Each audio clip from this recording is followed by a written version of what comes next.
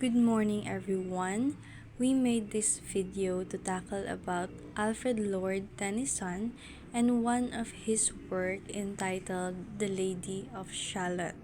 Before we proceed to his work, let us introduce you who is Alfred Lord Tennyson. Alfred Lord Tennyson was a prominent English poet born on August 6, 1809 in Somersby, Lincolnshire, in England. He is regarded as one of the greatest poets of the Victorian era. Here's a brief biography of his life.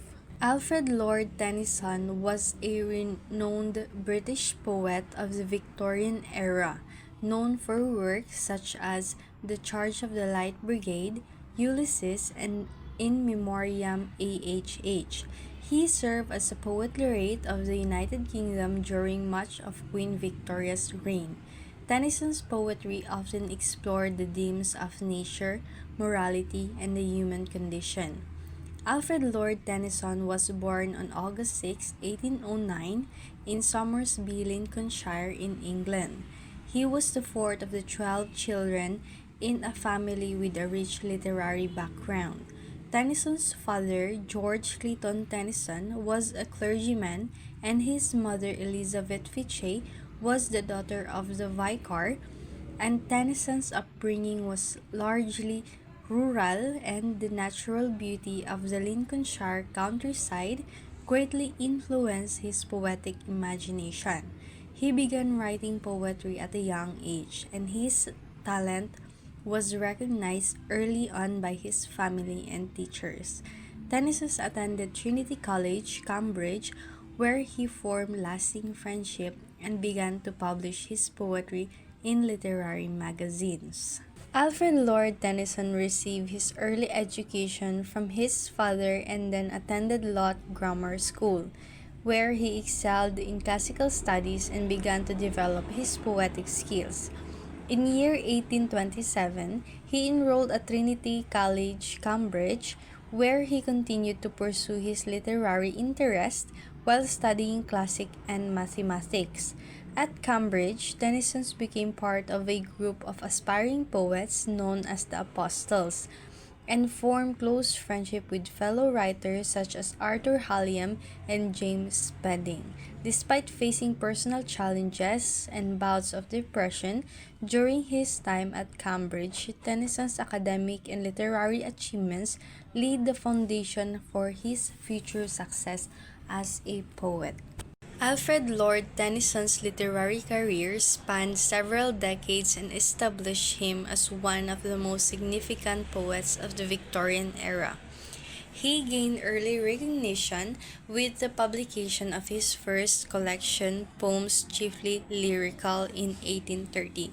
However, it was his second collection, Poems, in 1833, which included works like The Lady of Shalott and The Lotus Eater, that brought him critical acclaim and established his reputation as a major poet.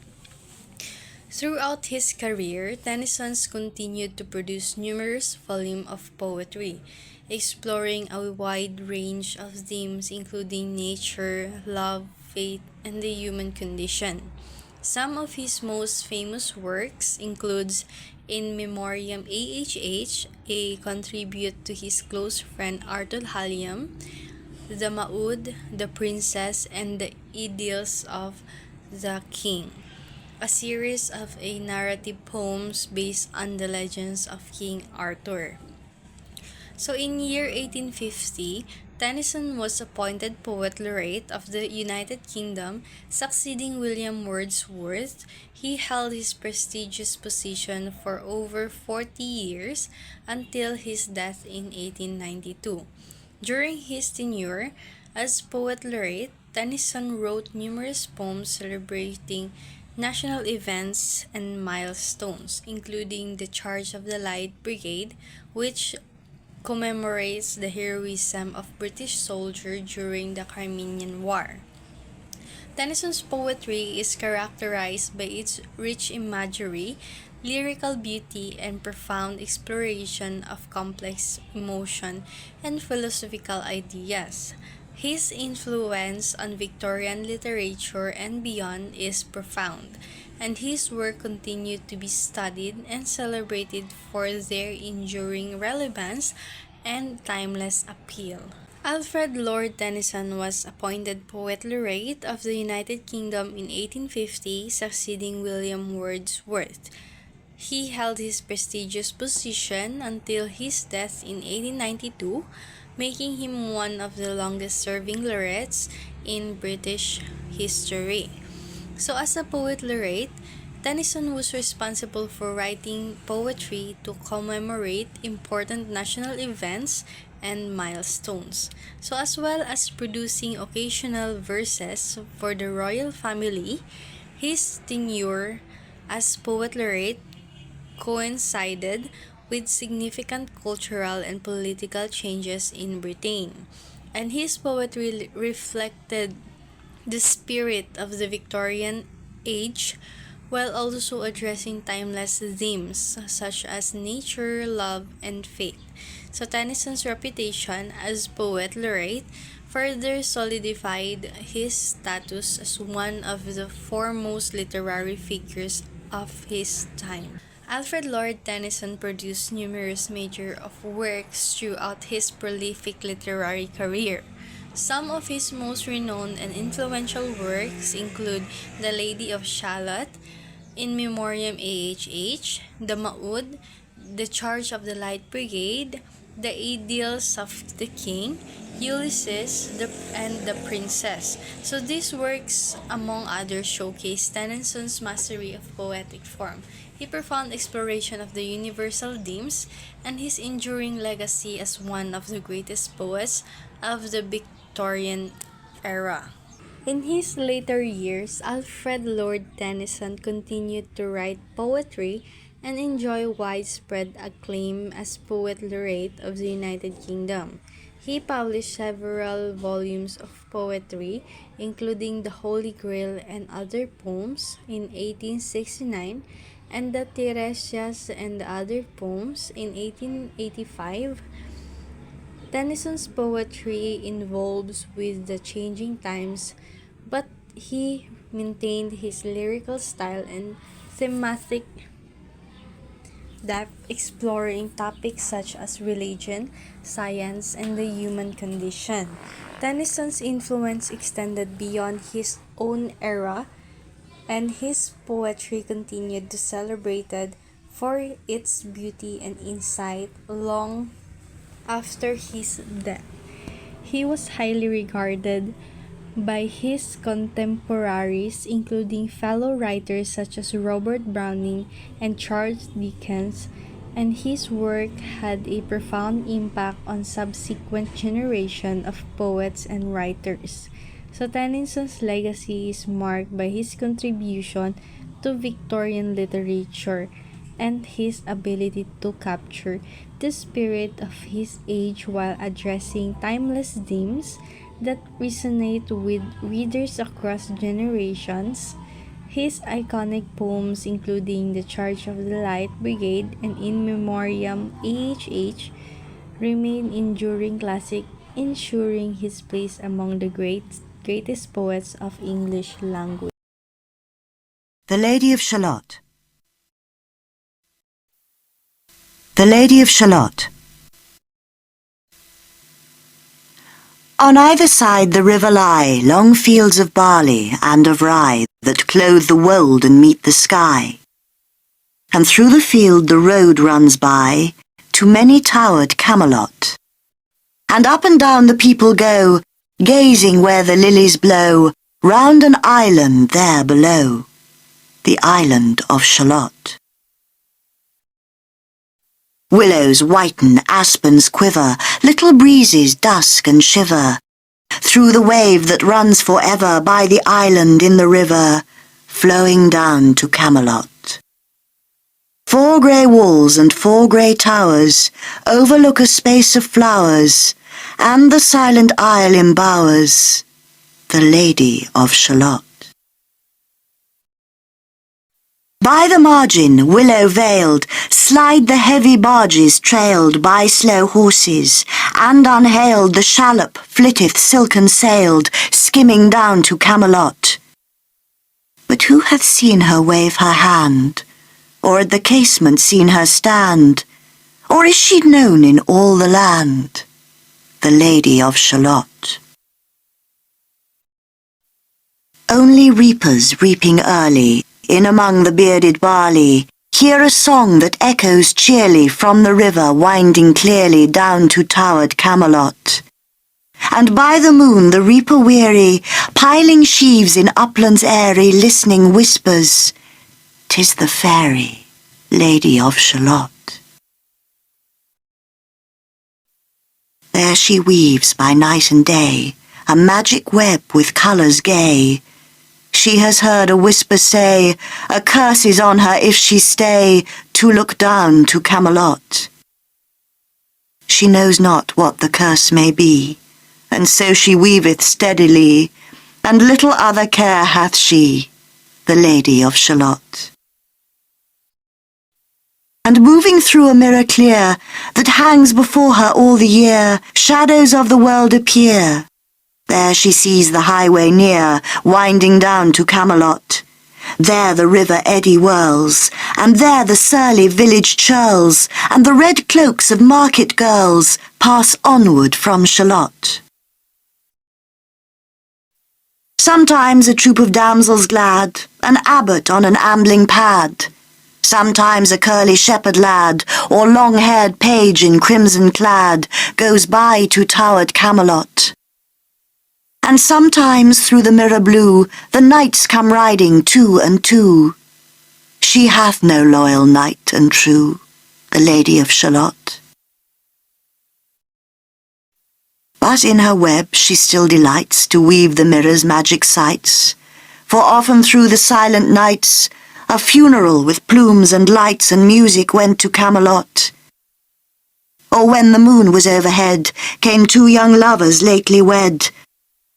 "I am half sick of shadows," said the Lady of Shalott. A bow shot from her bower eaves, he rode between the barley sheaves. The sun came dazzling through the leaves, and flamed upon the brazen greaves of bold Sir Lancelot. A red-cross knight for ever kneeled to a lady in his shield that sparkled on the yellow field beside remote Shalott. The gemmy bridle glittered free, like to some branch of stars we see hung in the golden galaxy. The bridal bells rang merrily as he rode down to Camelot, and from his blazoned baldric slung a mighty silver bugle hung. And as he rode his armour rung beside remote Shalott. All in the blue unclouded weather, thick jewelled shone the saddle leather. The helmet and the helmet feather burned like one burning flame together as he rode down to Camelot. As often through the purple night, below the starry clusters bright, some bearded meteor trailing light moves over still Shalott. His broad, clear brow in sunlight glowed, on burnished hooves his war-horse trode, from underneath his helmet flowed his coal-black curls as on he rode down to Camelot. From the bank and from the river he flashed into the crystal mirror, tirra-lirra by the river, sang Sir Lancelot. She left the web, she left the loom. She made 3 paces through the room. She saw the water-lily bloom. She saw the helmet and the plume. She looked down to Camelot. Out flew the web and floated wide. The mirror cracked from side to side. "The curse is come upon me," cried the Lady of Shalott. In the stormy east wind straining, the pale yellow woods were waning, the broad stream in his banks complaining, heavily the low sky raining over towered Camelot. Down she came and found a boat, beneath a willow left afloat, and round about the prow she wrote, "The Lady of Shalott." And down the river's dim expanse, like some bold seer in a trance, seeking all his own mischance, with a glassy countenance did she look to Camelot. And at the closing of the day, she loosed the chain, and down she lay. The broad stream bore her far away, the Lady of Shalott. Lying robed in snowy white, that loosely flew to left and right, the leaves upon her falling light, through the noises of the night, she floated down to Camelot. And as the boat head wound along the willowy hills and fields among, they heard her singing her last song, the Lady of Shalott. Heard a carol, mournful, holy, chanted loudly, chanted lowly, till her blood was frozen slowly, and her eyes were darkened wholly, turned to towered Camelot. For ere she reached upon the tide, the first house by the waterside, singing in her song, she died, the Lady of Shalott. Under tower and balcony, by garden wall and gallery, a gleaming shape she floated by, dead pale between the houses high, silent into Camelot. Out upon the wharfs they came, knight and burgher, lord and dame, and round the prow they read her name, the Lady of Shalott. Who is this, and what is here? And in the lighted palace near died the sound of royal cheer. And they crossed themselves for fear, all the knights at Camelot. But Lancelot mused a little space. He said, "She has a lovely face. God in his mercy lend her grace, the Lady of Shalott."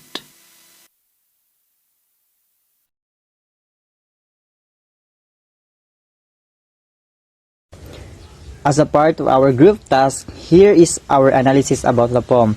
This poem has 4 parts. In the first part, here is our analysis using reader's response. This part of the poem describes how Lady of Shalot's beauty and characteristic. So as we read the story, we experience a joyful experience in our mind. The tale depicts a happy and beautiful place in our imagination, like the beautiful fields of barley, the fields of rye, and it is lovely to imagine that the place, Lady of Shalott, has pathways surrounded by flowers. There are a garden of flowers surround the pathway. So I can liken it to the movies I've watched about the fairies and nymphs. So the readers can truly envision the beautiful setting of Shalott while reading this. There's a peaceful mind, a cool water, a beautiful animals.